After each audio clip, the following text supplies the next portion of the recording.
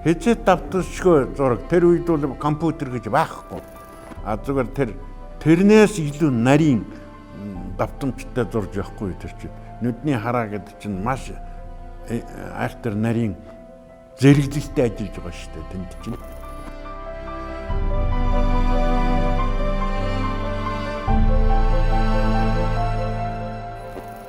Тэгээд нэг өдөр бол Чултам дарга намайг дуудсан яасан гэсэн чинь за танай зургаас юу тасгаас мөнгө зуруулдаг тийм зураачдыг авах шаардлагатай боллоо. Чи одоо ямар зураачдыг авах вэ? Би тухайн үед бол бас тэр болгоо мэдэхгүй байсан. За энд бол одоо танай тасгаас Минжүрийг Минжүр гаг зуруулна. Лувсан жамцгайг бас мөнгө зурах зургийг бол зуруулна. Цэрэн бэлгээд залуу хүн байгаа. Энэ гурвыг бол одоо банкнд очиж мөнгө зуруулах тийм юутай сарын одоо тамилтаар 3 сарын тамилт өглөө чи тэнд бол одоо өдөр болгон хаяа очиж зургийг нь бас шалгаж үзэж харж байх ёстой гэдэг анхны одоо даалгаврыг би авч байсан.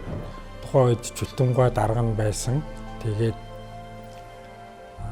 аавыг одоо дуудаад тэгээд Минжүргай тэр хоёрыг яагаад тэгэл ер нь ажил нь эхэлсэн юм гэж л ярьж байдаг л да. Тэгээд ер нь бол энэ ажил нэлээд үнцэнтэй хариуцлагатай тэгэл бага юм тайлбарлаа.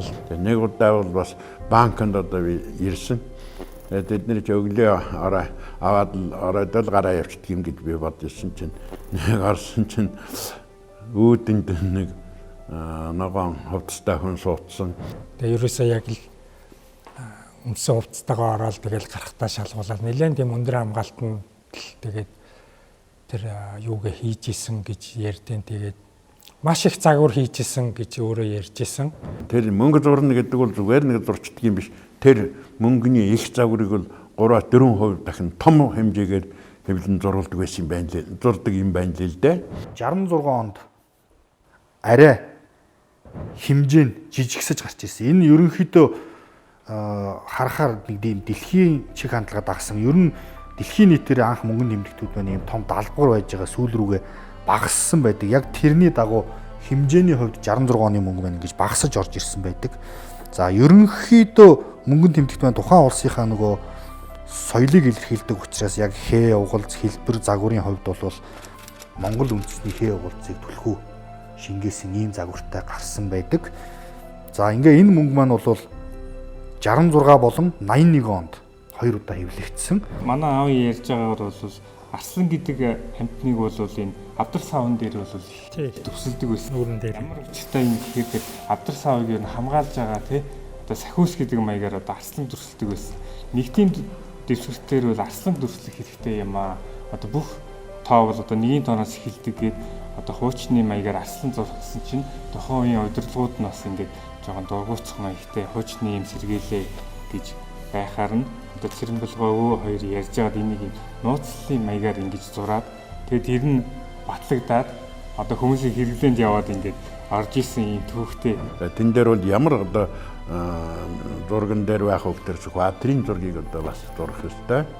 Тэгээд энэ дээр тэр маш их нарийн арга хэлбэртэй 3 сар гарan зурна гэдэг тийм амар юм биш юм байна л. Тэгээд тэр хаана хэвлүүлэх вэ гэхээр Ленинград хотод хэвлүүлдэг. Тэр мөнгөний хойшин захиад хэвлүүлдэг. Томоор ингэж зураад масштабаар нь томор зураад тэгээ яг хийхдээ ингэж багасгаж явж идэг зарчмаар яажсэн хувилбар юм болов. Энд чинь айгүй томор зурдаг байсан байхгүй. Иймэрхүү хэмжээтэй цаасан дээр энийг юм гараараа томор зурсан юм загваруудын юу тэр бол байжсэн. Одоо мөнгөнд тавьдаг тухайн тэр улсыг л одоо харуулна штэ. Валют одоо мөнгөнд тэмдэгт.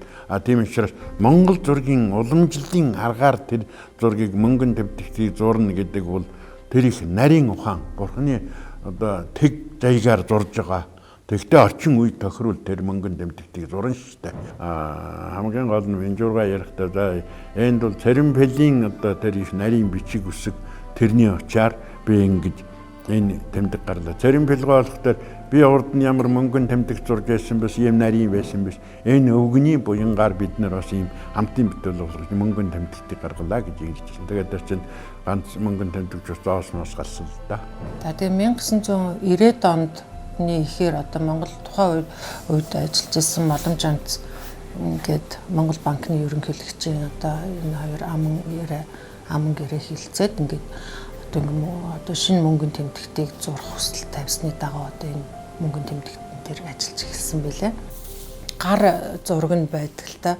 Одоо аав маань ингээд 1 төгрөг, 5 төгрөг, 10 төгрөг, 20 төгрөг, 50, 100, 1000, 5000, 100000 тэгээд 10 мөнгө, 20 мөнгө, 30 мөнгө гэд тухайн үед бол нэг юм энэний тал шиг ингээд нэг ийм жижигхэн хэлбэртэй цаасан мөнгөнүүд байдаг гэсэн. Тийм мөнгнүүдийг ингээд нийтдээ ингээд нэг 13 ширхэг зураг ийм скиц хийж одоо шинэ мөнгөний тэмдэгт хийсэн байгаа.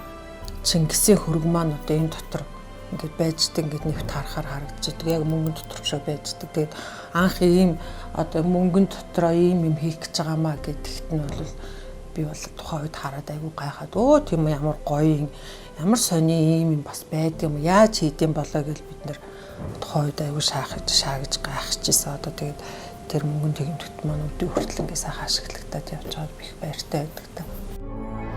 Тусгаар тогтнолын бэлэгдээлээ төгөр 100 жил